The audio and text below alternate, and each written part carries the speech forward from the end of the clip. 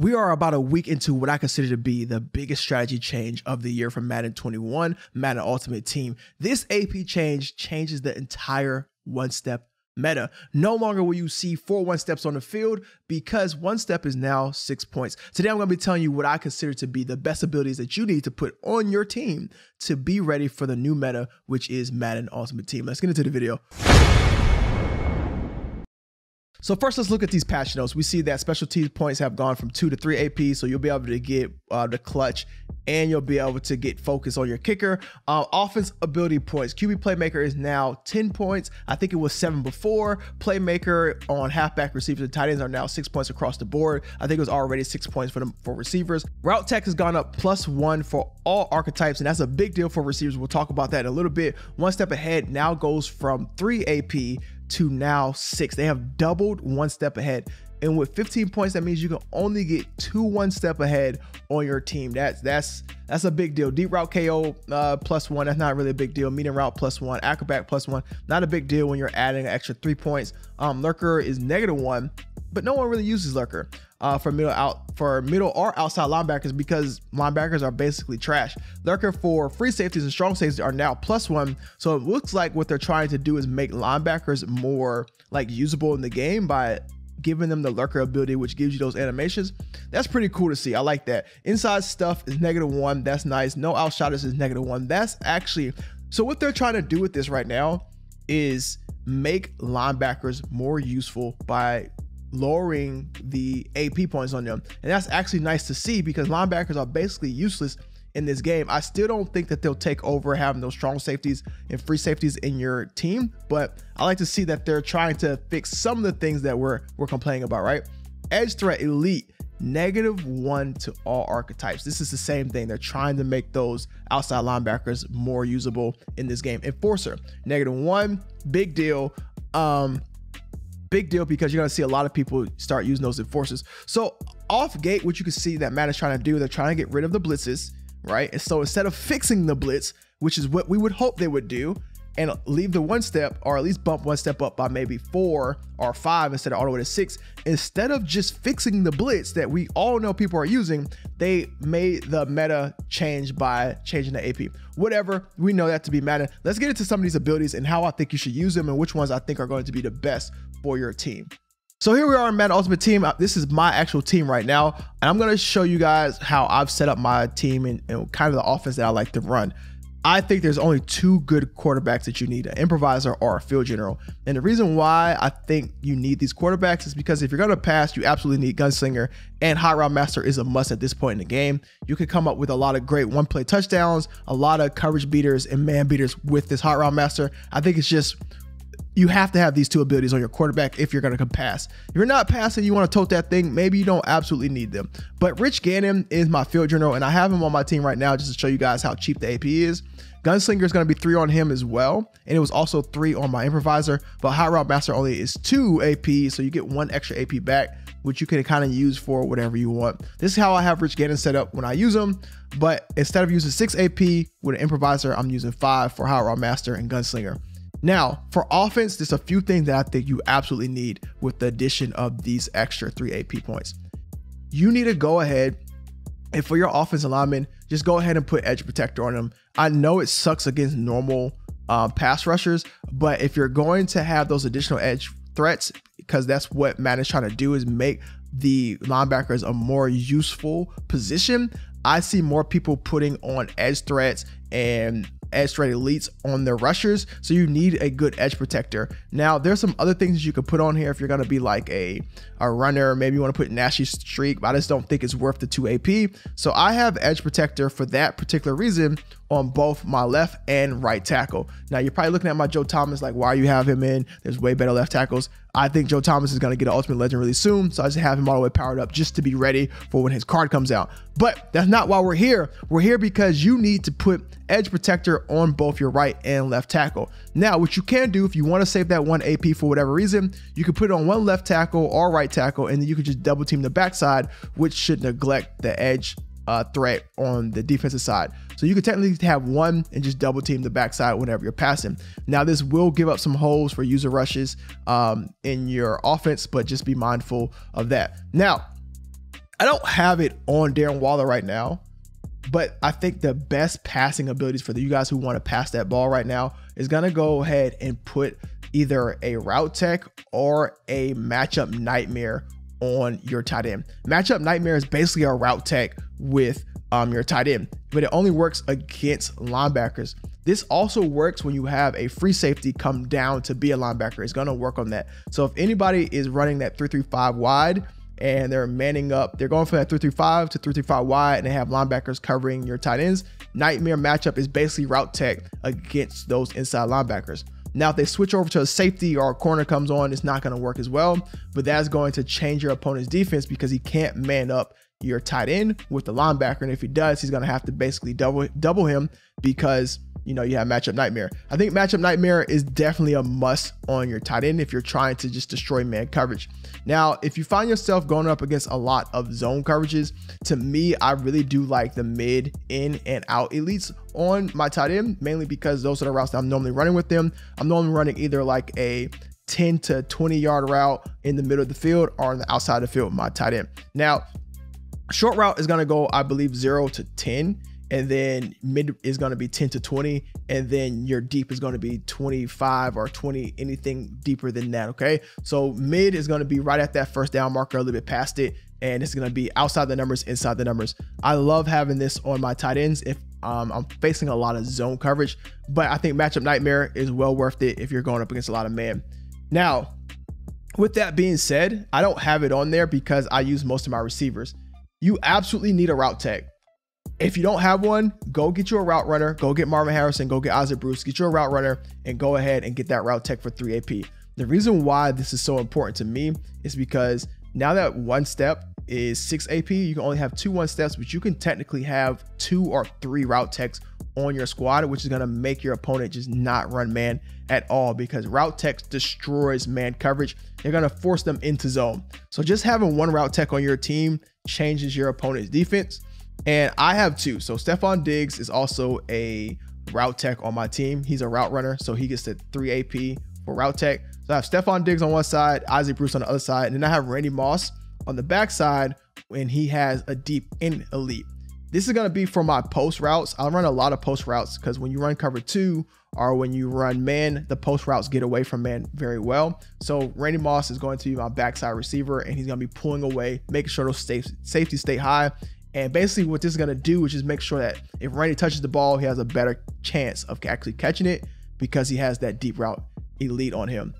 Now, with this deep threat type of receiver, his other APs I don't really think are worth it to me. If you're going to do a physical or deep threat receiver, I think having like these deep or mid end elites on them are going to be a lot better. Again, short is going to be from 0 to 10.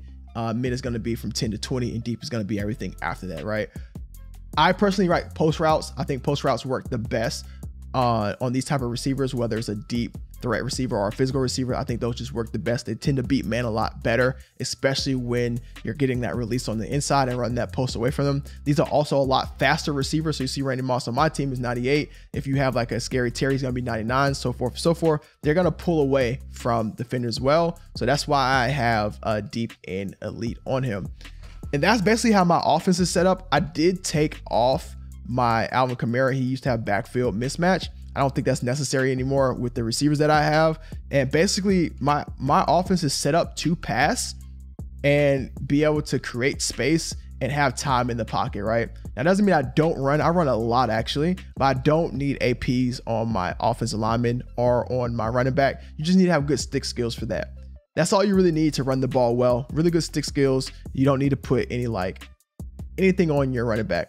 Now, there is a new meta where people are using enforcer and deflator on their defenders, and that's causing people to fumble.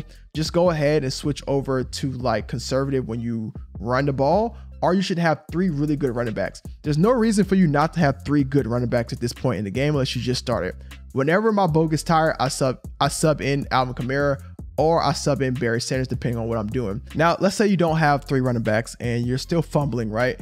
And you're just tired of turning over the ball to deflators and enforcers. You can, however, absolutely use tank. Tank is basically going to break hit stick tackles. So with that enforcer deflator, what happens is after it hits you, it fatigues you, right? Or it fatigues you and then it hits you. So that hit stick is not going to work. Even though you will get tired, the hit stick won't work because this tank is going to break all hit stick tackles. So basically you're turning all their enforcers useless because no one's going to be able to hit stick you.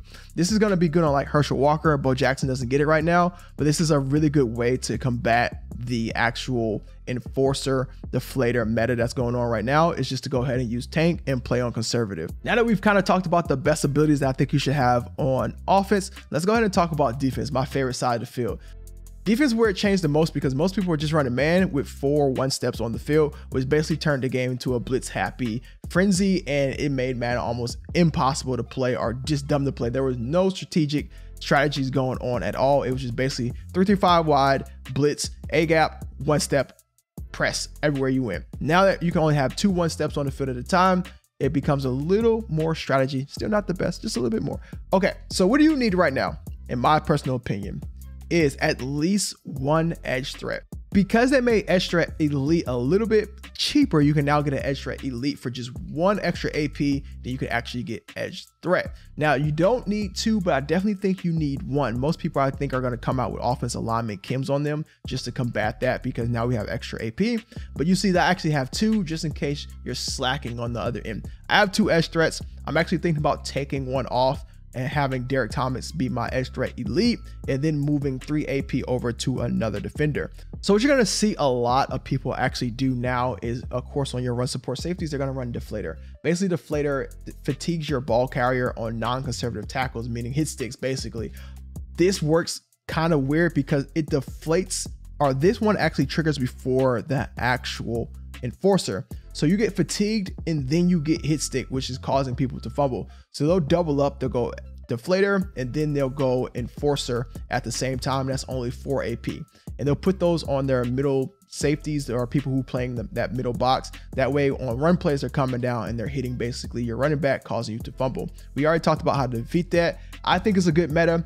I don't run it on mine just because there's other things that I would rather do than force you to fumble on run plays. And there's also a way to easily combat that.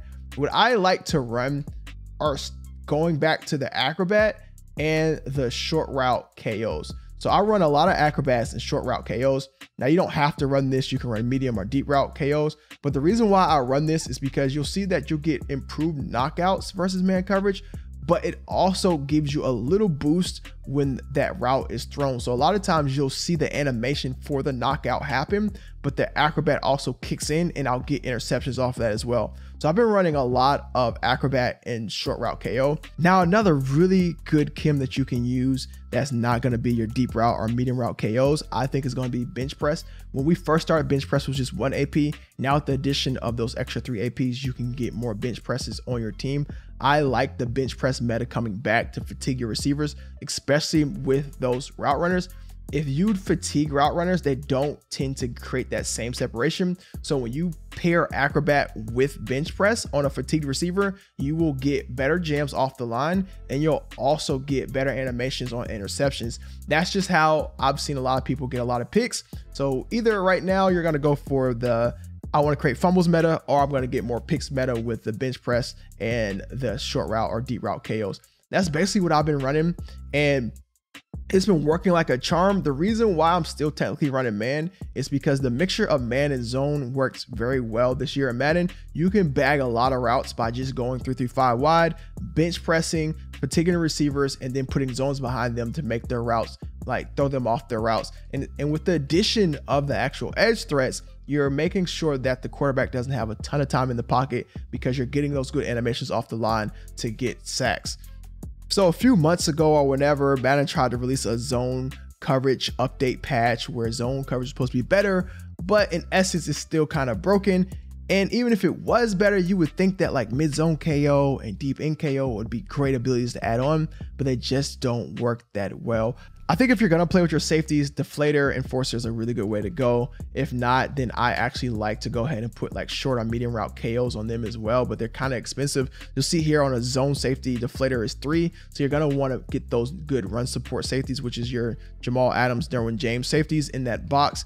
Other than that, I think safeties their abilities aren't as useful as they used to be. And that's why most of my abilities are on my linebackers and my corners. I think that's just the best way to go. Now, I do have Isaiah Simmons, and Isaiah Simmons is a hybrid safety. So you'll see on him, I have medium route KO and short route KO. So medium route KO on him is only 2 AP, short route KO on him is only 1. And he's my outside linebacker for most cases, and I'm having him cover the slot receivers. I get really good knockouts with this on slant routes, on those corner routes, and that's kind of why I have 1 hybrid and 2 run support safeties. That's where I can kind of play man and play the run as well. I like having these short route KOs, but again, I am going to try to go back over to that bench press. And on him, you'll see that bench press is only going to be about 3 AP, just like on my man corners. So we'll see how it goes. I'll let you guys know. I'll do an update to see how I'll try to play a few games of bench press maybe today on stream, and we'll see how it goes with the acrobats. So with that being said, you definitely need a pass rusher. Go ahead and get you an edge threat elite or an edge threat at least. And then I think the best abilities go on side your man-to-man corners, and your hybrid safeties have the best abilities with the short route KOs and the bench press and the acrobats. I think those are the best abilities right now. That should be the meta. Acrobats work in both man coverage and zone coverage, so you should be good to go there. This has been your boy DG Chef. Let me know what abilities you think I missed or that are worthless now in Madden after this update to all of the archetypes. Other than that, you guys know what to do. Hit that like and subscribe button. We'll do more videos in the future. I'm looking forward to it. We out of here. Peace.